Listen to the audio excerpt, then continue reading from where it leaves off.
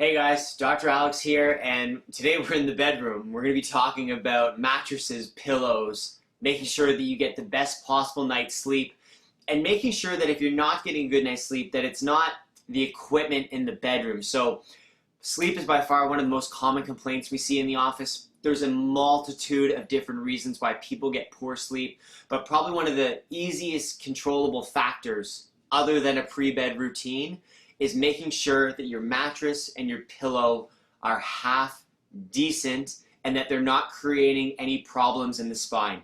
So in this video, what we're going to do, we're going to talk about making sure that your mattress is good, that it's supportive, making sure you have the right pillow, and a couple of things to watch out for that might suggest it's time for a new pillow or a new mattress. So let's get into it. So one of the easiest ways to tell if your pillow or your mattress sucks is if you're waking up with more pain, more discomfort, or generally feeling unwell in the morning physically. That's usually a good sign that there's something going on with the pillow or the mattress that's not helping your sleep. Typically, you should wake up always feeling better than you went to bed, and typically you shouldn't be waking up with any aches and pains.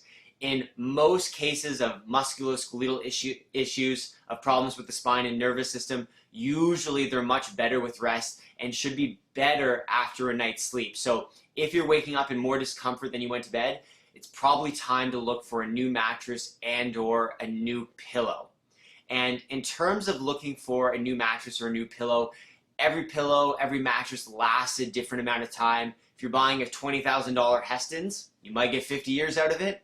If you're buying something cheap, you might not get a lot of time. So in my experience, generally somewhere between 5 and 15 years, 15 on the upper end is what a mattress usually lasts for, and sometimes pillows, they only last for a couple years. So in terms of sleeping, back, side versus stomach, well, I would generally say probably you should try to never sleep on your stomach. Now, this is where the research is going to disagree with me a bit, but I just think from a logical perspective, you're going to increase the chance of doing something to your neck if you're sleeping on your stomach. And here's why. If I'm sleeping on my stomach, it's very challenging to breathe. So I'm going to have to crank my neck to one side or the other and sleep with a lot of stress on that neck to try and make sure that I can breathe, that I'm not smothering myself. Is sleeping on your stomach a guaranteed way to have problems? No. Does it increase the likelihood? In my experience, yes. And something that we've noticed anecdotally is when we go through the corrective care process with practice members, they usually have an easier time of sleeping on their back and their side. And the analogy that I give is if you come into the office, if there's a lot of shifts, a lot of problems, a lot of irritation in the spine, it's like having lots of pins along the spine. Of course your body's not going to want to sleep on top of that. It's going to sleep on your side or on your stomach to try to avoid it. So in general, I would recommend you sleep on your back or on your side. Now, in terms of doing that, the mattress doesn't need to be hard or firm or soft as a rule. It needs to be supportive as a rule. And what that means is that when you lie on the mattress, every part of your body is held up by it. It's like having thousands of little hands pushing up on your spine fairly equally so that the natural structure or curvature of the spine is maintained, that there's not different parts of you sinking in more or less. Typically, if you're a bigger, heavier person, you're going to need a more firm mattress because they tend to be more supportive for you. If you're lighter, you can almost always get away with a softer mattress. Now this is where you should probably go to a store, try lying on that mattress for a good 5 to 10 minutes without moving, and if you can do that, that's generally a good idea that's going to be supportive, making sure that your body doesn't sink in too much to it. But that's always where if you can use a 100-day guarantee or a 100-day return policy, I would do that. Now, when we review somebody's case for the first time, one of the most telltale signs that I can tell there's a problem with their neck is if they say, no matter what pillow I try, I just can't get comfortable. I've spent hundreds of dollars, they all feel bad.